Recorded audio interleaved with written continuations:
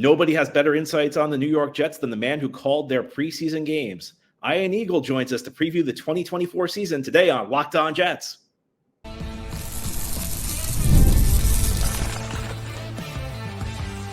You are Locked On Jets, your daily New York Jets podcast. Part of the Locked On Podcast Network, your team every day. Welcome. This is the Locked On Jets podcast, part of the Locked On Podcast Network, your team every day. It's Friday, September 6th, 2024, and I'm your host, John B. from GangGreenNation.com. Thank you so much for making the show your first listen or first watch every day. Subscribe to the show for free on YouTube or wherever you get your podcasts so you'll get new episodes as soon as they're posted. If you enjoy the show and are listening on a podcast source, please give it a 5-star review. If you're watching on YouTube and enjoy the show, give this episode a big thumbs up. It helps us out and helps other Jets fans find the podcast. Today's episode of Locked On Jets is brought to you by PrizePicks. Go to prizepicks.com/LockedOnNFL and use code all lowercase LockedOnNFL to win $50 instantly when you play $5. Well, for the next 2 days, we're going to be joined by a very special guest. It's Ian Eagle. We're going to have an episode today and then a special Saturday episode tomorrow. Ian's going to help us preview the New York Jets 2024 season. If you're new to the show, Ian stops by this time every year to help us preview the season. He is the Jets preseason play-by-play voice on WCBS 2 locally in New York, and then he'll call games through the season because he's a play-by-play guy for CBS, calling NFL games throughout the regular season and into the playoffs. So let's jump into part one of our two-part discussion with Ian Eagle.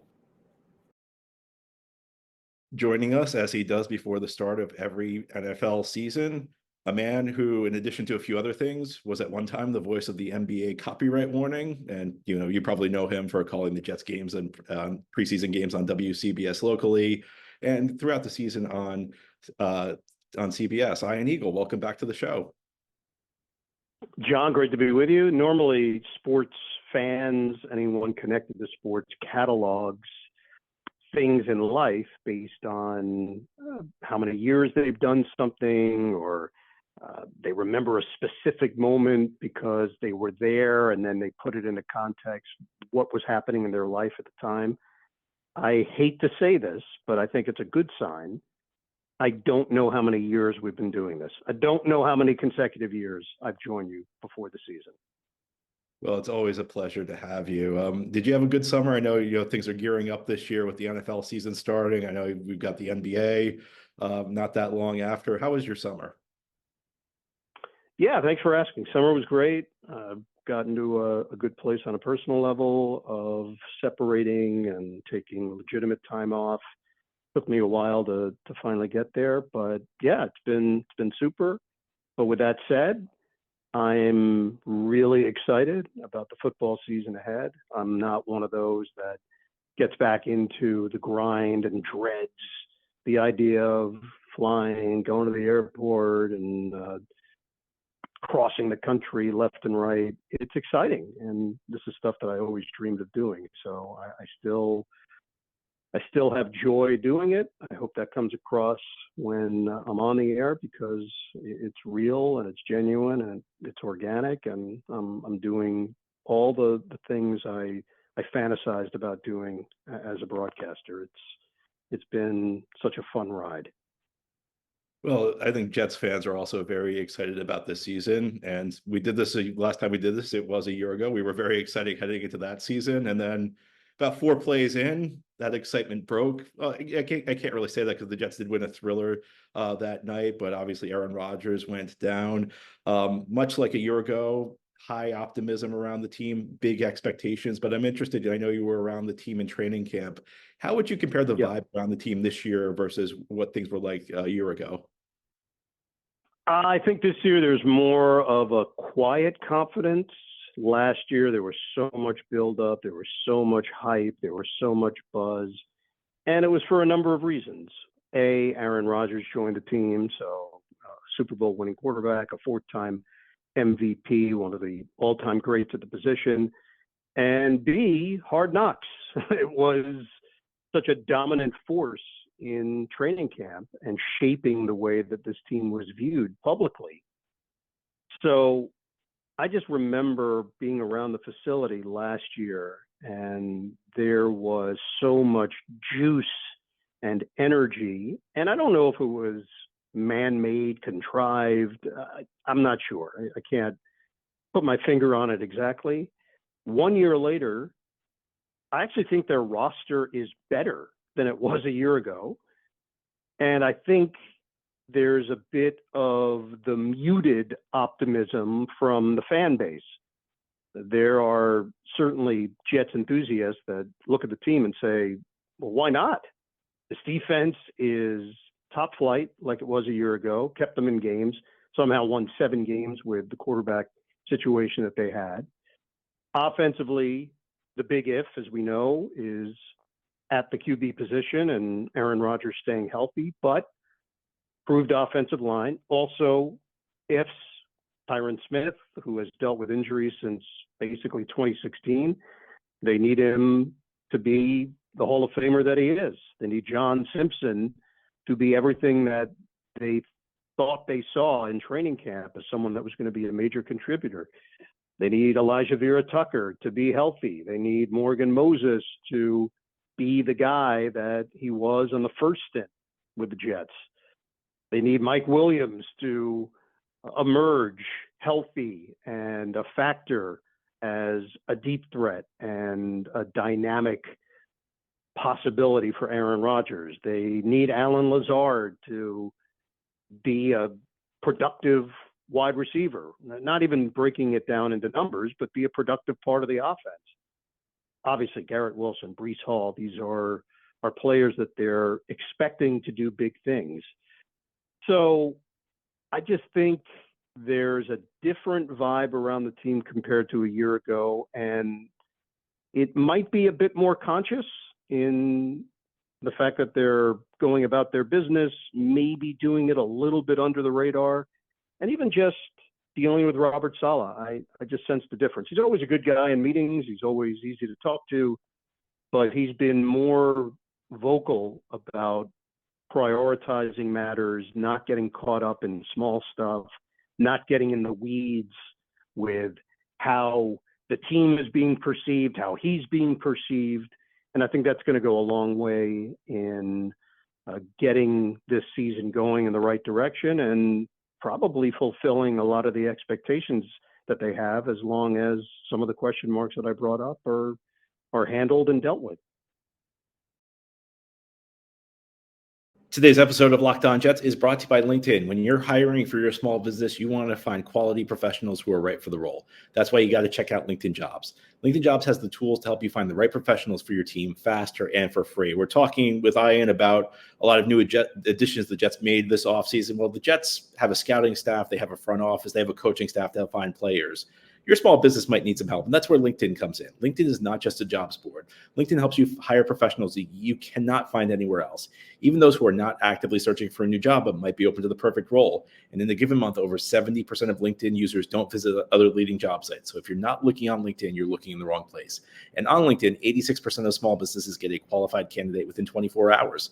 Hire a professional like a professional on LinkedIn. And LinkedIn knows that small businesses are wearing so many hats and may not have the time or resources to hire. So LinkedIn is constantly finding new ways to make the process easier. They even just launched a feature that helps you write job descriptions, making the process even easier and quicker. 2.5 million small businesses use LinkedIn for hiring. Post your job for free at linkedin.com/LockedOnNFL. That's linkedin.com/LockedOnNFL to post your job for free. Terms and conditions apply. No. I'm going to ask you a question. It's a bit of a nuanced question. I think we all know the Jets are expecting to be good this year, but do you have a sense, do they think they're at like the top of the AFC? Do they think that they are ready that they're right there with Kansas City, Baltimore, Buffalo, those types of teams? Or do they think maybe they're a step below and, you get into the playoffs, anything can happen? Do you have a sense on where they think they are in the pecking order?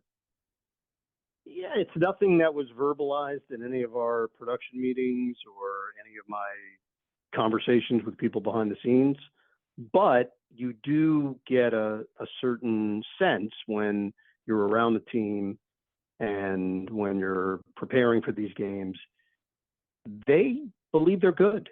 There is definitely not a lack of confidence, but I don't think they're doing it in a blatant way. And I think it is a sense of prove it. And they want to go out and prove it. Week one, right out of the gate, you're going to get a a feel for who they are and what they're all about. First and foremost, you just want to see a healthy Aaron Rodgers run the offense, utilize the weapons that he has. Tyler Conklin is someone that I think has answered a bunch of questions this season on what this offense can be and his role in it. He recognizes that he is someone that could absolutely benefit greatly from the fact that there's Garrett Wilson and there's Mike Williams and there's Alan Lazard and there's Breece Hall, and maybe one of these younger running backs steps forward and carves out a nice role for themselves. And there's Aaron Rodgers, the guy that most of these players grew up watching and dreamed of one day maybe lining up with. And it just happens to be a 40-year-old version who turns 41 during the season. But for what the Jets need at this moment, and for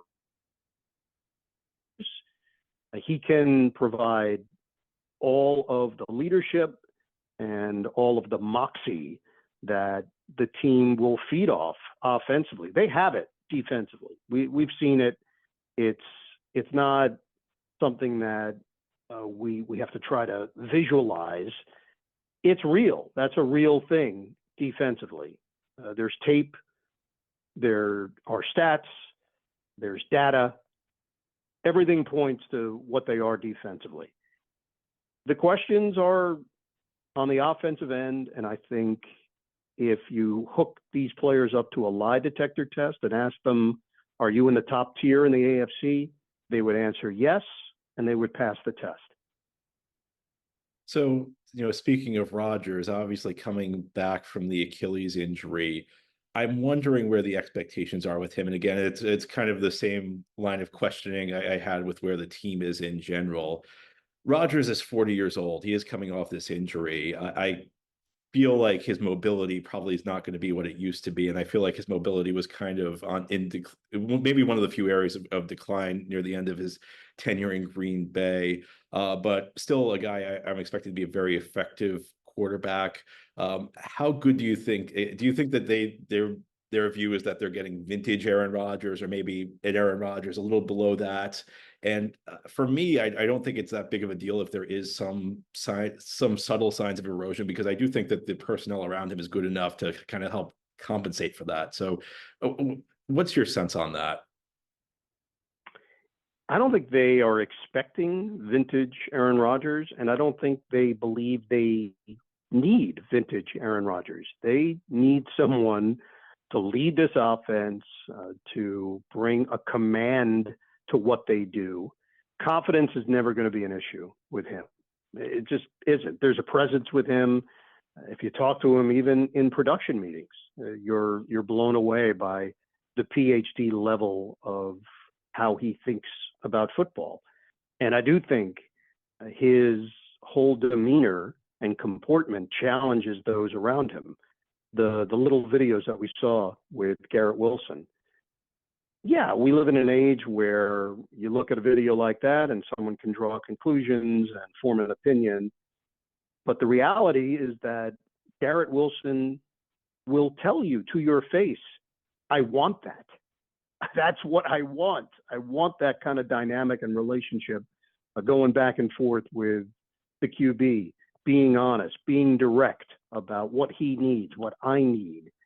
And to me, that was a really good sign. It's just funny how the same piece of video can be viewed one way by one faction and then viewed a completely different way by a different faction. To me, it's obviously a really good thing that they're having those kinds of conversations and that Aaron holds his people accountable and vice versa. It's not a one-way street. I think Aaron has very high standards, and there are high expectations of the crew around him that he's going to make them better. Last year, look, John, I know you still watch the games, you still pay attention, you still are engaged in the action. It isn't that hard to look back and see what was missing from this team. They had a lot of boxes checked, but the one box that they just couldn't get right, couldn't get consistent, was the QB. If Aaron Rodgers is anywhere close to the player that he had been in Green Bay, this offense is going to be top notch. I think there was another big issue with the offense last year, and that was the offensive line. And, they obviously dealt with a lot of injuries. I think they had 13 players play at least 80 snaps. But, I actually feel like the Rodgers injury, I want to be very diplomatic about this. I want to say this carefully, but I feel like there were some decision makers with the Jets who maybe got off easy last year for some of the decisions they made on the offensive line, because this time last year they were going into the season with Dwayne Brown, who had a phenomenal career. No disrespect intended to Dwayne Brown, but was 38 and coming off, pretty serious injury. And then Mekhi Becton, who had not played in 2 years. And that going into the season, I know they suffered injuries, but their plan A had a lot of pitfalls to it. And, this year, I think that you alluded to the fact that the roster is better right now. And I agree with you. And the offensive line is one of the places that I look to, because they have Tyron Smith, who you mentioned, future Hall of Famer. Now, the questions with him are around injury. They brought back Morgan Moses, who, look, I can't say anything because it's total hindsight. I did not criticize them when they let him go. But in hindsight, with all the injuries they've suffered the last couple of years, a guy as durable as Morgan Moses, who does a professional job, would have been a huge asset for the team. So, I have a few concerns about Smith injury-wise. I think on paper, this offensive line looks so much better than it did this. I have so much more confidence in this offensive line than I did this time a year ago. Yeah, all of their deepest fears were realized last year, and it hit them right in the face in the first quarter on the Jets' opening drive.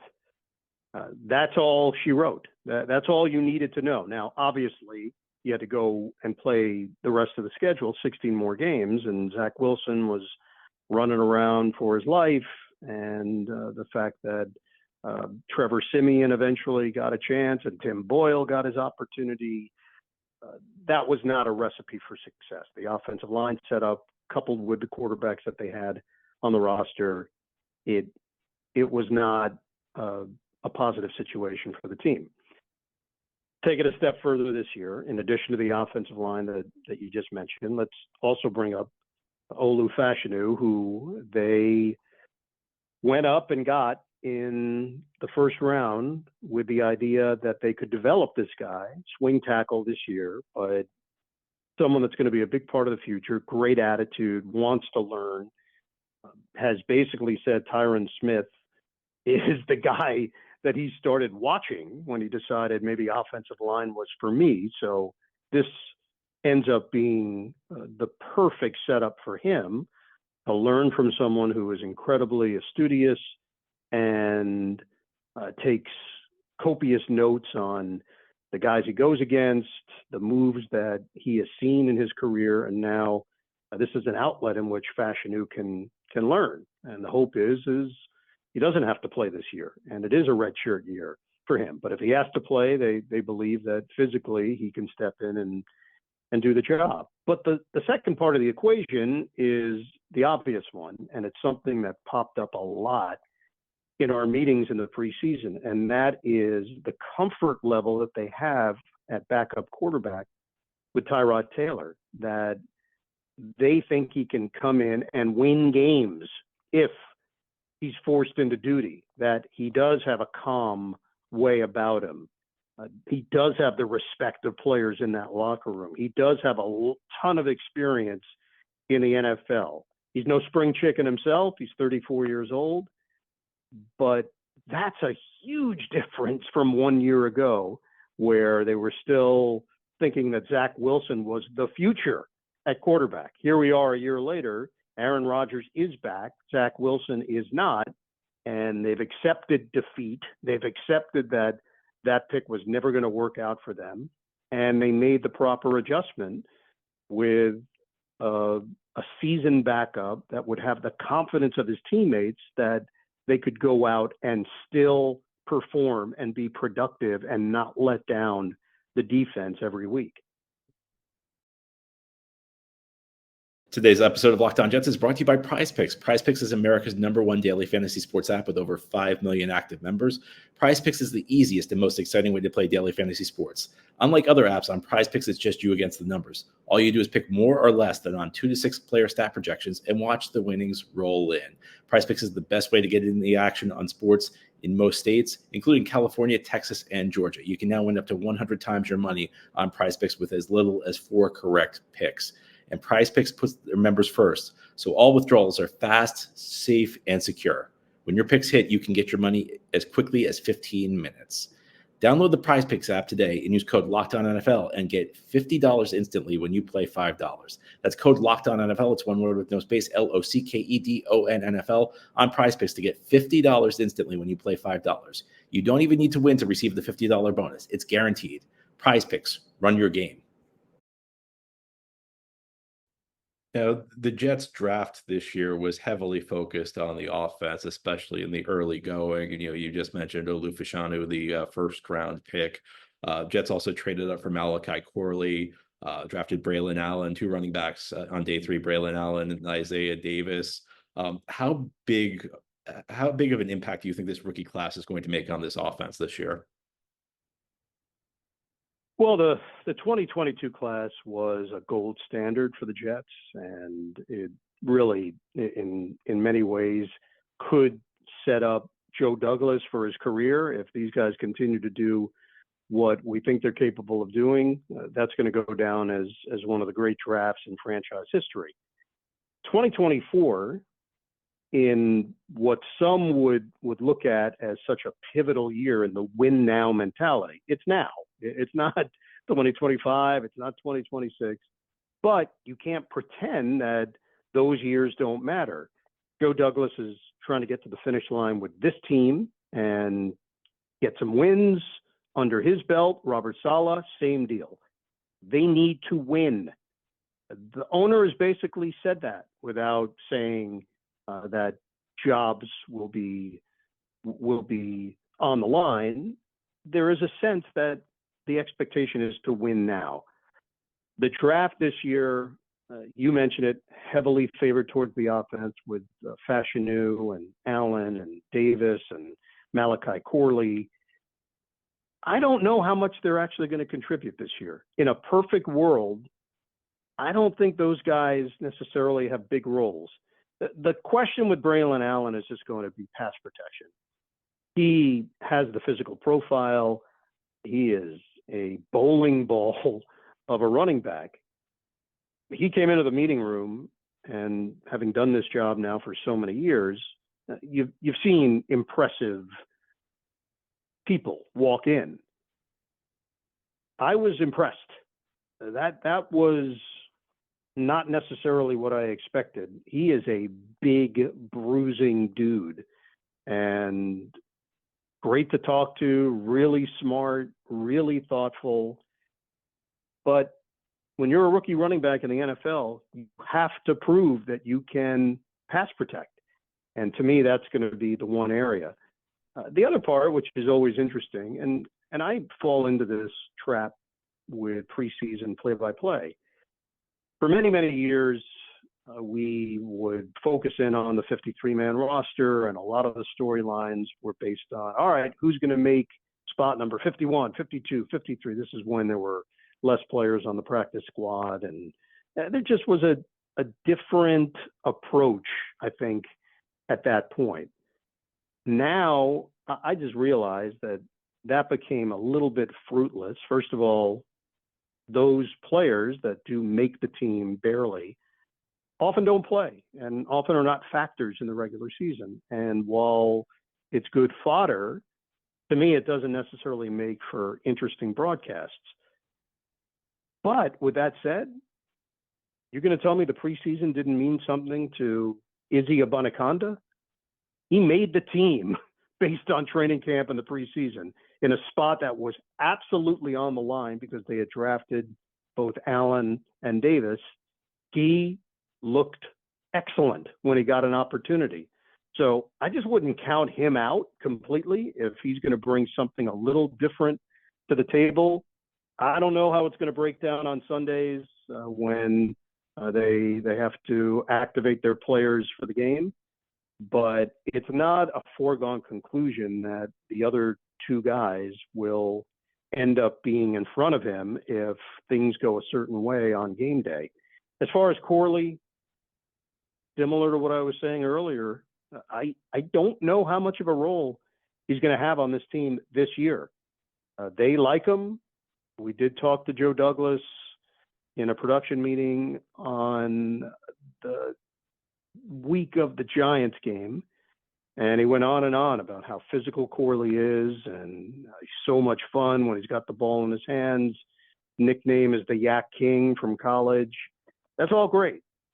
But in a perfect world, I don't know that those guys are contributing at the level that some other teams might be expecting from a first-round pick and from a third-round pick and a fourth-round pick and a fifth-round pick. The Jets roster is deep enough that they don't necessarily need those guys to be huge contributors in year one. Now, somebody I know they are counting on to be a huge contributor is Mike Williams, who's coming back from pretty serious injury. What can you tell us about where Mike Williams is physically and the team's confidence in his ability to get back to where he's been as a player? Yeah, I met with him that same week of the Giants game. Great attitude. Asked him about the physical part. He said all the right things, feeling good, actually ahead of schedule.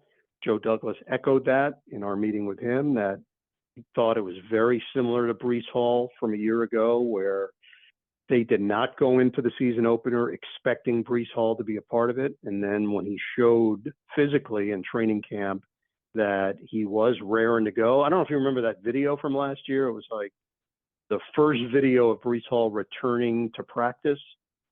And I think Robert Saleh was mic'd up. I don't know if he was talking to Joe Douglas or if he was talking to possibly Nathaniel Hackett. But he basically said, like, oh, I forgot how fast he was. There's like a different level of speed in person. And I do think with Mike Williams, you tend to forget what he brings to the table. Deep speed, big target, red zone target, lanky, 50-50 balls, acrobatic. That's exactly what they need. And to pair him with Garrett Wilson, who to me is so driven and so motivated. And we've had the chance to talk to him every year that he's been in the league, including his first production meeting as a rookie. And I was impressed with him then, and I'm even more impressed with him now. His laser focus, his professionalism, and how great he wants to be. And I know that the perception from the outside with great athletes is, oh, doesn't everybody want to be the best? Yes, but some say it, some voice it, others do it. And there is just something about the work ethic and how he conducts himself that it opens eyes around the team. There's a very healthy respect level for Garrett Wilson and for how he does his job and how he goes about his business. I'm going to put you on the spot here. Who do you think is going to be the third option in the passing game behind Garrett Wilson and Mike Williams? Will it be Allen Lazard? Will Xavier Gipson take the next step? Will it be Conklin? Will it be Breece Hall? Who do you think is the number 3 target for this team?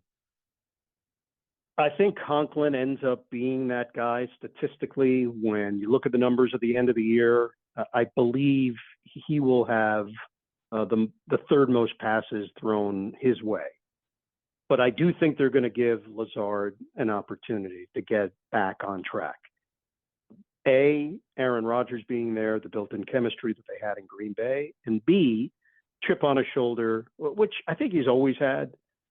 You know, we forget Allen Lazard was not a surefire star coming out of college. He was a practice squad guy. He was on the practice squad in Jacksonville. He was on the practice squad in Green Bay. Rodgers believed in him, and he put up good numbers with Green Bay because of that relationship with Rodgers. The Jets signed him to the big contract, 4 years, $44 million. last year really turned out to be a lost year. Couldn't find any common ground with the quarterbacks after Rodgers, and then the other parts of his game suffered too. What we've seen in training camp of the preseason with Lazard, obviously not the games because nobody plays anymore, is a willing blocker and someone who's doing the things once again that got him to this place. So I think he's going to get a lot of at-bats. They're going to give him an opportunity. Gibson's been a little bit of a forgotten man, injury in training camp, but with this new dynamic kickoff, that certainly is going to play a role potentially with Gibson. I'm still not sure what the Jets are going to do. Robert Saleh has been very honest with us, saying that he actually likes the idea that they're going on Monday night and they get to see how everybody in the league is handling this dynamic kickoff in week one. It's going to be really intriguing for fans, for broadcasters, and for teams because it is new and different, and nobody showed a whole lot in the preseason. I think there'll be a bunch of teams that just kick it through the back of the end zone and accept that the team that they're playing against is going to start at the 30-yard line. And to be honest, the Jets very well could be one of those teams when they're kicking off because they trust their defense. And you take a chance if you let someone touch the ball with this new format and new angles and everyone trying to figure it out on the fly. I'd be surprised if the Jets start messing around with trying to put it into the landing zone and force someone into a bad decision. We were talking about the offensive line a little bit earlier, and I think that clearly there are two players who kind of stand out as injury risk for this line. I think if the line's healthy, it stands to be very good. But you mentioned Tyron Smith. I don't think he's played a full season without missing a game since 2015. And Elijah Vera Tucker, who's been outstanding the last two seasons, but unfortunately both years, both in October, a game in Denver, he suffered a season-ending injury. How confident do you think the Jets are that these guys can stay healthy? And I guess the second question would be, is Vera Tucker back 100% to start the season? I don't know the answer to the second part. I'm not sure. Injuries are such an interesting storyline in the regular season because they do have to designate and let you know where a player stands. That's part of the rule in the NFL. In the preseason, they do not. So you can ask, you can poke around, but you're not necessarily getting a straight answer on any of the injuries in the preseason. Vera Tucker is really important to what they're doing. Obviously, they picked up the fifth-year option. They believe in the guy. When he's been healthy, he has been outstanding. He's been versatile. They've asked him to do things that I'm not even sure they expected him to ever have to do for the team, swinging out and playing right tackle and playing left guard and just moving them around. The first part of the question, maybe the easiest thing, is don't play him against Denver because that appears to have been an issue for him, and I'm sure it's in the back of his mind. I don't think that's going to change for week 4. They're going to trot out their first team, and he's going to be a part of it. Maybe the fact that it's not in Denver is enough for him to not get any PTSD in regards to the injury. The Smith part, yeah, everything you said is accurate. Now it's just a matter of whether or not his 33-year-old body can go out and piece together an extended run. And if they do have to go to Fashanu or Max Mitchell or Carter Warren, that they have enough confidence that they can do the job and protect Aaron Rodgers. It's a slippery slope. And while they did address it, it doesn't mean that it's foolproof and surefire. There are still going to be challenges along the way for them on that front. That's all for today's episode, but we're not finished with Ian. We are going to conclude our 2024 Jets season preview with Ian Eagle tomorrow on a special Saturday episode of Locked On Jets. But for now, that's all. This has been the Locked On Jets podcast, part of the Locked On Podcast Network. Your team every day is our motto. If you enjoyed the show, hit the subscribe button where you're watching or listening so that you'll never miss an episode. If you enjoy the show and are watching on YouTube, give this episode a big thumbs up. It helps us out, helps other Jets fans find the podcast. Talk to you tomorrow for our special Saturday edition of Locked On Jets, where we will conclude our 2024 Jets season preview with special guest Ian Eagle.